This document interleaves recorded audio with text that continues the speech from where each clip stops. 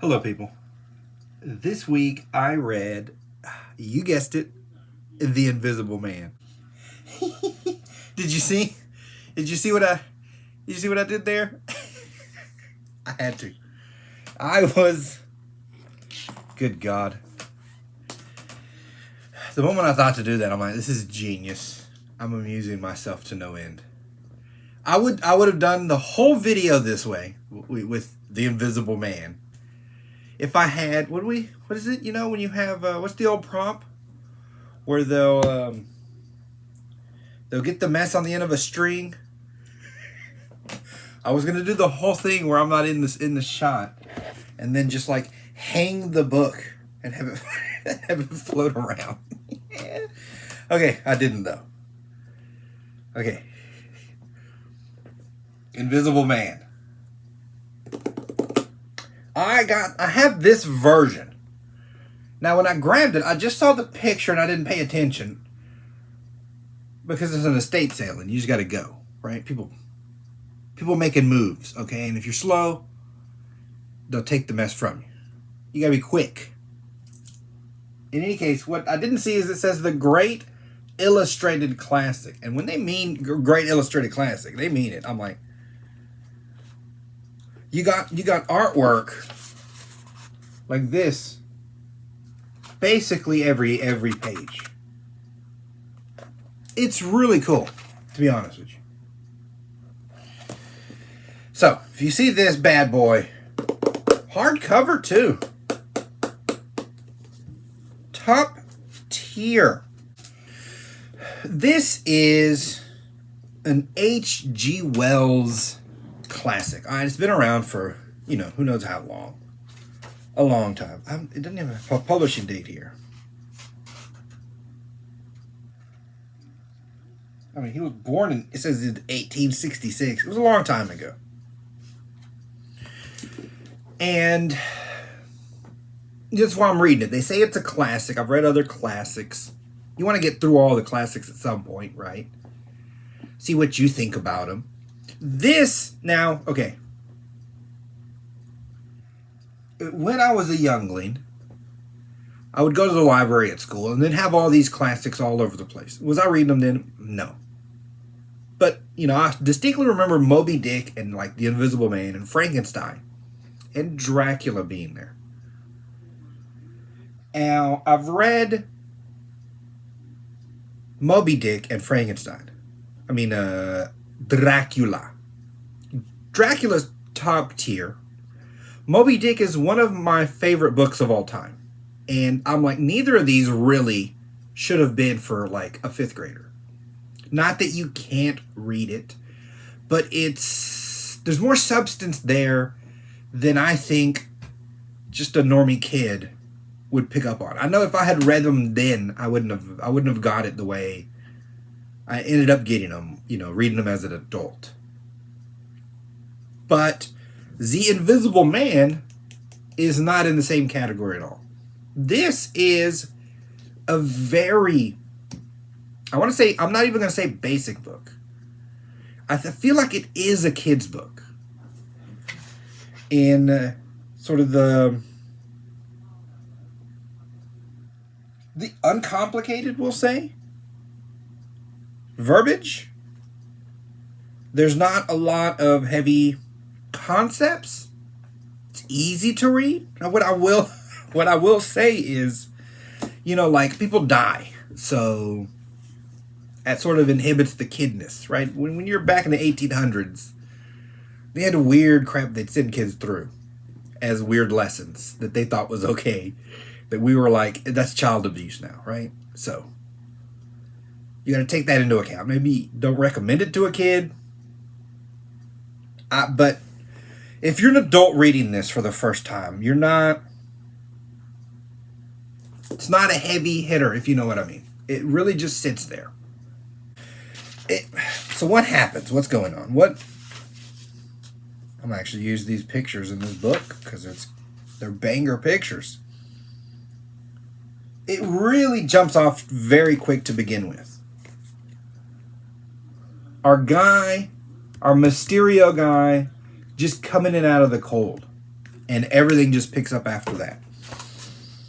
He's a mysterious, and now it carries the mystery probably a lot longer than it needs to, right? Like, who is this mysterious person? But we all know who it is. It's the Invisible Man. He wants his stuff, right? And he's very adamant about his stuff, but they can't get it because there's a snowstorm. And that happens a few times where people sort of like sneak in and almost see like his eyes with no sockets, or his hands aren't wrapped, and so it's what did I just see, right? But the normies, the normal people, the crew, the lady, and your hotel owner, right? The inn owner, they just sort of play it off all the time. Like, no, it must have been nothing. He's a paying customer. You just let it go. It's kind of funny. Now, it has this part where, like, a dog bites him, right? I think this is sort of more... In a modern sense, you would just see it's just a doggo that bit him. But I feel like the further back you go, and even sometimes in the South, right, where superstitions are maybe a little higher, you will see this where people have this idea that the animals have some deeper sense of what's happening, right? So, like, if a dog's just randomly barking at someone, in these oldie books, some horror do this too, but these old books especially, it's supposed to signify some kind of omen, right? That this person's not a good person. That the dog senses that, picks up on it, right? This kind of thing. I think that's why that's in there. But the dog bites him, but he's fine. Our guy gives the excuse that he's a scientist hurt in some sort of experiment. You're basic. But he's really high strung. Now, I don't think it's too out of hand, to be honest, but he's really, he's really burning the candle pretty intently here, if you know what I mean. He's kind of trolly, right? He shows the innkeeper lady no eyes, and then, like, the innkeeper husband sees him without a hand. Now, a local town doctor comes, and he's talking to him. I'm like, I was thinking, like, here's someone you can explain something to. Here's the doctor. But he's apparently so high above everyone else, he can't be bothered, or doesn't explain it or something. But he shows, like, no hand, right? He shows, like, no hand to the doctor. And the doctor freaks the crap out. And then runs to the priest and is like, I saw him, he didn't have a hand. And the priest thinks he's crazy. The guy really likes to troll. Also, just as a side note, the Reverend. Look at that Giga Chad. Look at a Giga Chad Reverend. Oh, it's great. Some of this book is obviously the wish fulfillment angle. Right? So it'd be cool to be invisible, right? Walk around and no one can see you. But then the next logical thing is you start to imagine what you would do. Now, a lot of those things aren't the best things, right? Isn't it? Theft. Stealing always seems to, like, you imagine, how could I just, steal a pile of gold and get away with it? Now, getting in is easy, right? It's always getting out with the swag that makes it more difficult. But we start to see a lot of this in this book. It's a slow buildup. Obviously, the further in you get, the more severe it gets. And then we start to play on the nature of this person, I would say. He ends up being like a vicious dude. That sort of brings things to a boil. And then, again, he's trolly as all get out. After he scares everyone out of the hotel, he's just sitting there eating. Eating cheeses. Sort of your, what did they call them? Sort of some deli meats. Now, what I will say, everyone else freaks out like you should. But the officer of the law, the sergeant, homeboy just goes in.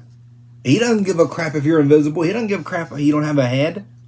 I'm still arresting you. I'm the law, sir. The cop just goes in on him. Wrestles. Of course, then he strips down completely and sneaks away. Bam! Hit him in the face, bro. He finds a man by the name of Mr. Marvel. And this is funny, you know, I guess this is sort of a now joke. Depending on your stance on the state of Marvel, that could be kind of funny. In any case, that's a side note. He wants to pair with this guy because he needs somebody who's visible, you know, to deal with banking things and whatnot. He starts to get it in his head that he'll like own a town or something. That the Marvel, the hobo here, will talk for him. And then anyone who doesn't live right or do right, the Invisible Man will get you, right? He gets megalomaniacal fairly quickly. I mean, it's an obvious jump because of how high strung he was to begin with, but it is still kind of wild. I think they go to a bank, but your Mr. Marvel, the hobo, YOLO's out. And so now he needs revenge on this guy. He's very adamant about revenge and about his books. So,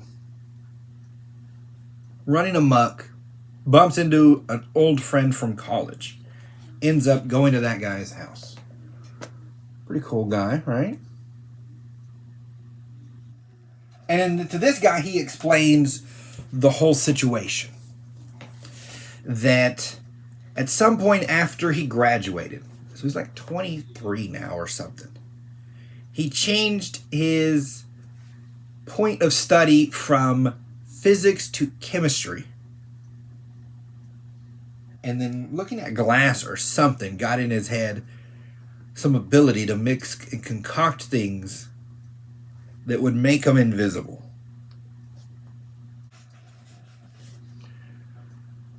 But that everything, of course, all of his experiments are just in those notebooks. Like you wouldn't remember what the two things you concocted were. But I guess if you were really heavy on your notes, I guess you wouldn't remember. That part doesn't really bug me. But the Mr. Marvel has them. And so he's explaining to his friend, like, okay, first I'll get my notebooks back from that Marvel guy. Because he's very secretive about it even to begin with. He in his mind, he thought this would be massive money, which happened a lot in the 1800s, right? You could get one idea. You could get one good idea and just be loaded with money after that. I mean, just like uber rich. So he wanted to protect his idea. He thinks it's worth a fortune. And that he got it in his head, he's got to get this Mr. Marvel guy, obviously to punish him for being a traitor. Then him and his boy here, Dr. Kemp, will pair up. And he goes literally, he says, we'll own the town. I'll start a wave of terror. Then everyone will fall in line. And anyone who doesn't, the Invisible Man can kill. I'm like, Jesus Christ, bro. Right? And his boy, Dr. Kemp, does the same thing. Like, oh my God, what am I mixed up in? Who is this crazy person? So behind his back, he sends a note out to the police to come and help him. Obviously, they show up. Our Invisible Man calls them a traitor. and he yeets it out of a window or something, right? And he gets away. But then we get in some of the, what do we say, the world building. It's like England, right? And it's winter. And a man's running around with no clothes on, right? So now we have issues, right? The kids start making fun of his feet because they can see the indentions in the snow. He's getting a cold. He's probably going to get sick. They make a concession that as he eats, you can see him chew it, right? It just floats in the air. And you'll see it just floating in his stomach until such time as he digests it, and then it's invisible. And I'm like, okay.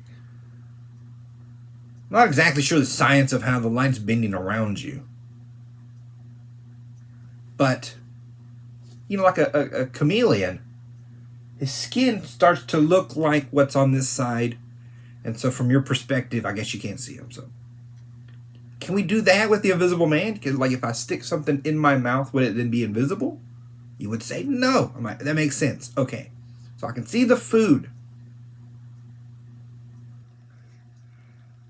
Why can't I see the poopies? I know it's kind of nasty, but if I see the food and I see it while it's digesting, why would it, when does it, I mean, I know the nutrients would then become part of you at some point, but that's what your body takes. But your body doesn't take the poopies, right? It runs down through the rest of the ye old system until you poop it out. So wouldn't I just see intestines full of poops? We don't bother with that, right? This is sort of the fun. He has a few of these concessions he makes. We don't go too far into it. Obviously, if he gets rained on, they'll see his outline. On the whole, unless it comes with super strength or something, invisibility is not the greatest of superpowers. Now, again, this is a side note. If you can turn it on and off, that becomes really good. And more so, if you can,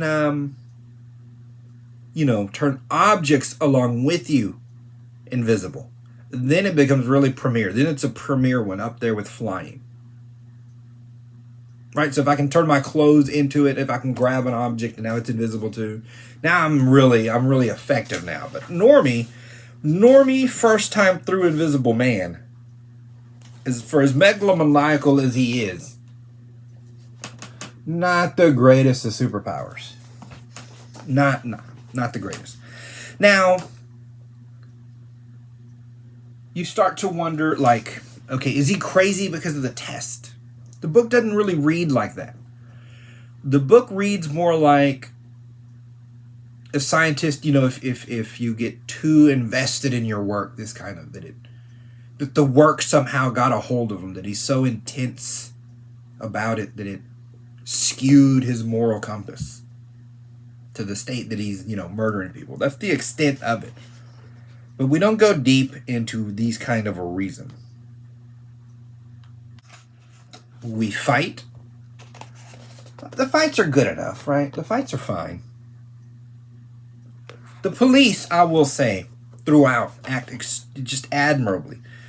They take your word for it 100% of the time. You say he's invisible, you say. Well, very good then. Well, we should catch him. Spread glass on the floor. He's barefoot. This sort of thing, right? They go right in on it. They don't care what the crime is. They're going to stop the crime.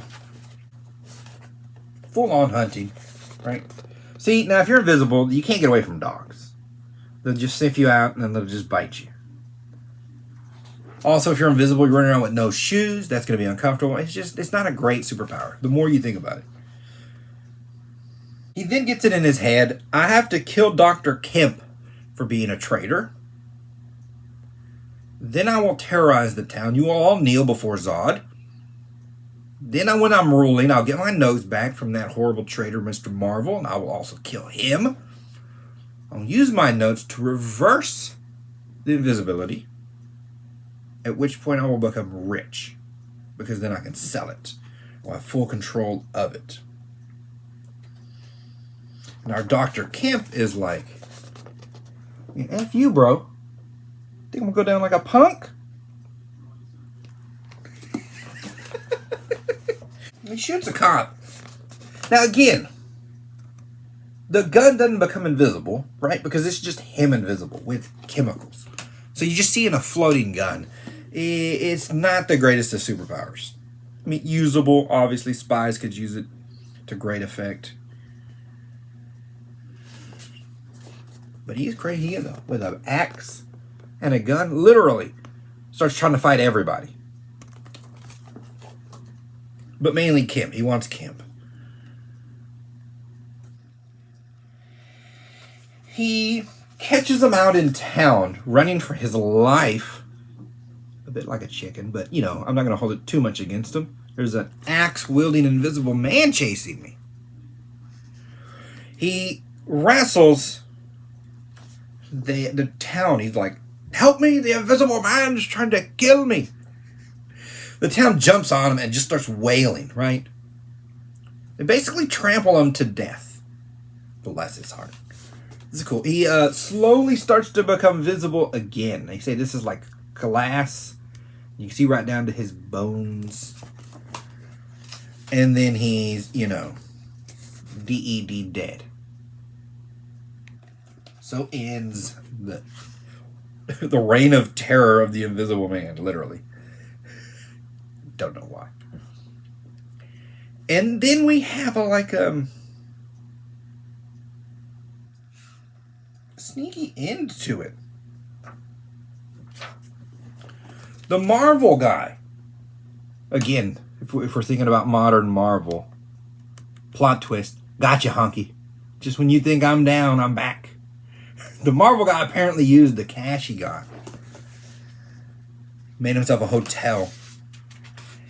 And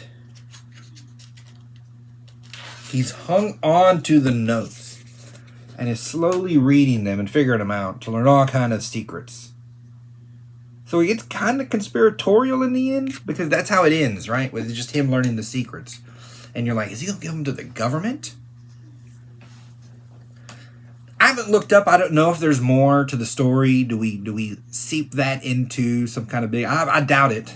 I don't think H.G. Wells went back to the well here. Again, there's problems. Eating cheese and whatnot. But it was a fun read. It doesn't take long. It's a fun read. But I would suggest it more for kids. Obviously not tiny kids because he's shooting police officers. You know, I guess that part helps. Right? That the kid would see that police are not afraid and always fight for justice. Right? So I can't have that as too much of a problem. But it's not... It's simple. It is what it is. It's a very simple story. Now, I will say that in the 1800s, this might have had way more impact because of the way society looked at sort of novelists, where it was frowned upon. They didn't like the waste of time. They didn't like the idea of story for story's sake. They liked, obviously, the Bible, histories, things that were substantive, I guess you would say. So I guess in his time, it might have had a different weight, being a story for story's sake, if you know what I'm saying. But for our time, I mean, we're loaded with that. We're loaded. Not our issue. All right, it's been a short video. Obviously, a short book. Ad time? All right. These are my books. All right, if you want to help the channel, you can subscribe. I'll appreciate it. But you can also buy these books. Or, they're all on Kindle Unlimited. You can get them there. All fine by me.